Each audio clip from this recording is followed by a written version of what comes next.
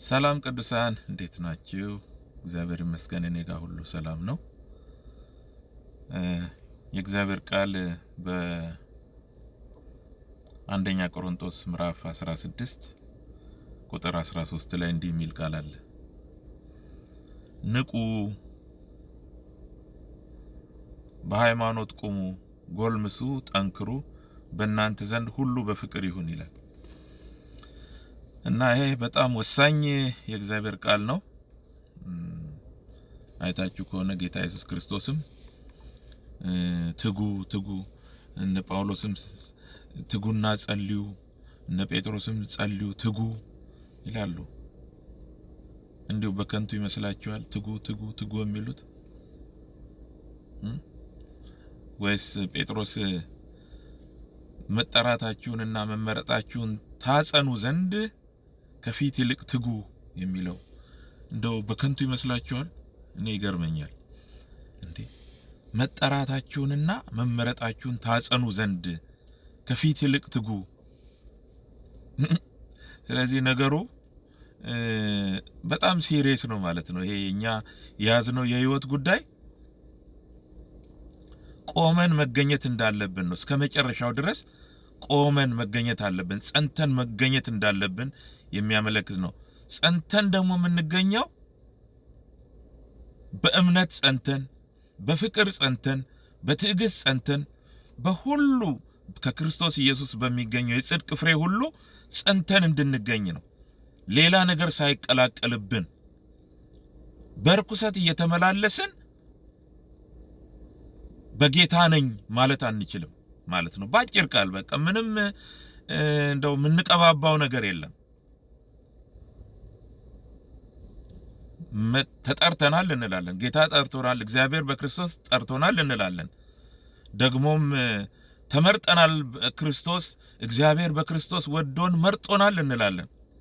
እና ይህንን ምርጫ ደግሞ ውስጥ ገብተናል። ክርስቶስን በመቀበል መመረጣችንን አረጋግጠናል እንላለን። ይሄንን ታጸኑት ዘንድ መጠራታችሁንም መመረጣችሁንም ታጸኑት ዘንድ ከፊት ይልቅ ትጉ። እሺ ባንተጋስ ተብሎ አይታስብም እንዴ?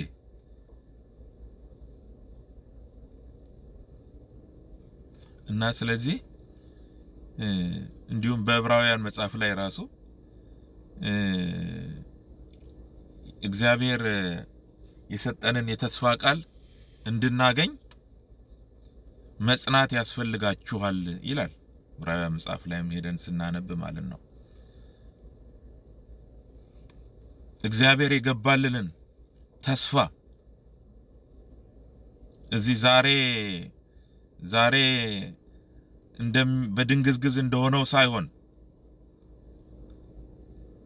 በጌታ ቀን ወይም እኛ በምንሄድበት ቀን ወደ ጌታ እውን ሆኖ እንድናገኘው ማለት ነው መጽናት ያስፈልጋችኋል።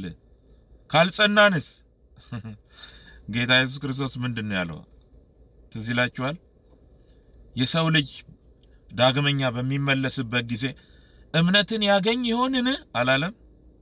ምን ማለት ነው? አማኝ ሆኖ በእምነቱ ጸንቶ የሚኖር ሰውን አገኝ ይሆንን እኮ ነው ያለው። እንዴት እንዲህ ሊል ቻለ?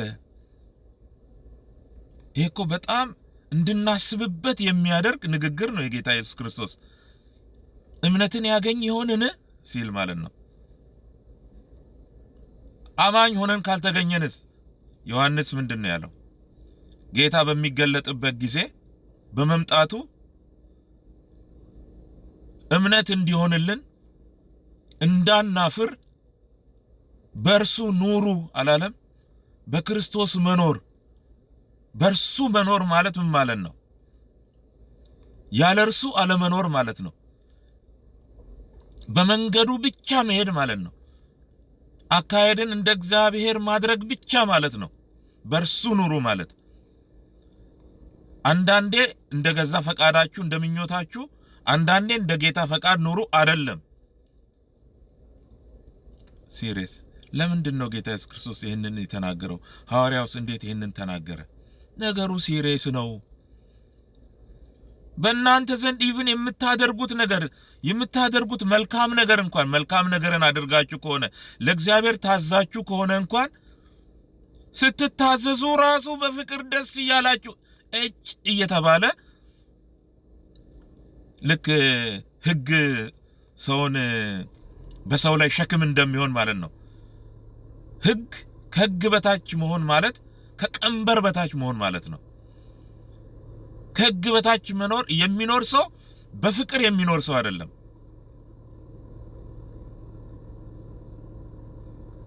በፍቅር የሚኖር ሰው ከሕግ በታች ይኖራል አይባልም። ከጸጋ በታች ነው የሚባለው። እና ስለዚህ ይሄ የመንገዱ ጥበት ክርስትና የሚባለው መንገድ ጠባብ ነው፣ ቀጭን ነው፣ የሚሄዱበትም ጥቂቶች ናቸው ተብሎ ተጽፏል። ጌታ ኢየሱስ ክርስቶስ ይህን ተናግሯል። የዕብራውያን ጸሐፊ ራሱ እንኳን ምንድነው ያለው?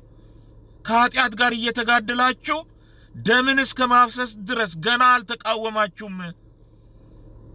ከኃጢአተኞች በደረሰበት መቃወም የጸናውን አስቡ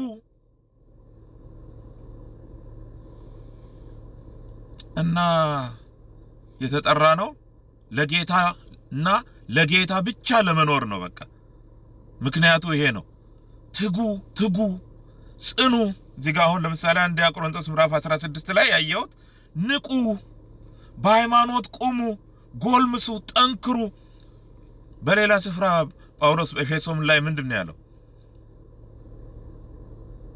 በመንፈሱ በውስጥ ሰውነታችሁ እንድትጠነክሩ ክርስቶስን በእምነት በልባችሁ እንዲኖር እጸልያለሁ አላለም? እንደዛ ነው።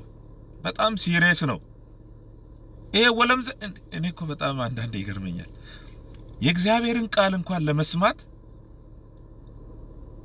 የእግዚአብሔርን ቃል ለሰዎች ስናካፍል ሰምተውት ታንጸውበት ላይክ ከማድረግ ይልቅ የምንለጥፈውን ፎቶ ላይክ ቢያደርጉ ነው የሚቀላቸው። ፎቶ ላይክ አድርገህ የእግዚአብሔርን ቃል ላይክ ሳታደርግ ይሆናል እንዴ? ለምን ላይክ አላደረክም? ወይ አልሰማኸውም፣ ወይ ሰምተህ አልተመቸህም ማለት ነው። ምንድነው የሚማርከን? ለዘላለም ሕይወት የሚያበቃ ነገር ሊማርከን ይገባል።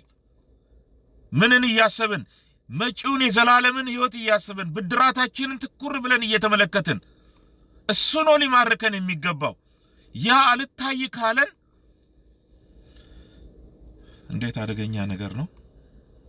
ስለዚህ ንቁ፣ በሃይማኖት ቁሙ፣ በእምነት ቁሙ ማለት ነው። በሃይማኖት ቁሙ ማለት በኦርቶዶክስ ቁሙ፣ በካቶሊክ ቁሙ፣ በጴንጤ ቁሙ፣ በወንጌላውያን ቤተክርስቲያን ቁሙ ምናምን አይደለም። በሃይማኖት ቁሙ ማለት እዚህ ላይ ያለው በእምነት ቁሙ ነው። ጸንታችሁ የእግዚአብሔርን ቃል በማመን ማለት ነው። ወንጌልን በማመን ጌታን በማመን በእግዚአብሔር የጽድቅ መንገድ በማመን ወደ ግራ ወደ ቀኝ ላለ ማለት ነው። ቁሙ፣ ጎልምሱ ይላል። ኃይል በኃይል ሁኑ ማለት ነው። ኃይል በኃይል ጠንክሩ። የኛ ስርና መሰረት በፍቅር የታነጸ መሆን አለበት።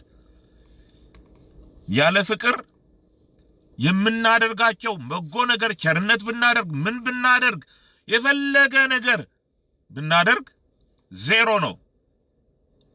ፍቅር ወሳኝ ነው። ከሁሉ የሚበልጠው መንገድ ፍቅር ነው። ስለዚህ የምታደርጉትን ነገር እንደ እግዚአብሔር ፈቃድ የሆነውን ማለት ነው ስትመረምሩት የምታደርጉት ነገር እንደ እግዚአብሔር ቃል ከሆነ እሱን ስታደርጉ ወይም ስትሆኑት በፍቅር ደስ እያላችሁ አድርጉት ነው የሚለው። በፍቅር ይሁን ሁሉ በእናንተ ዘንድ በፍቅር ይሁን ተብሎ ነው የተጻፈው። ከዛ ውጪ ግን ያለ ፍቅር የሚደረግ ነገር ስንሰጥ ገንዘብ በፍቅር ካልሆነ ሸክም ሆኖብን ሕግ ሆኖብን ይሄ ሁሉ መከራ ምንም አይጠቅመንም። እግዚአብሔር ይርዳን ወገኖች። እስቲ መለስ ብላችሁ እንደገና ክፍሉን እዩት። ተባረኩልኝ።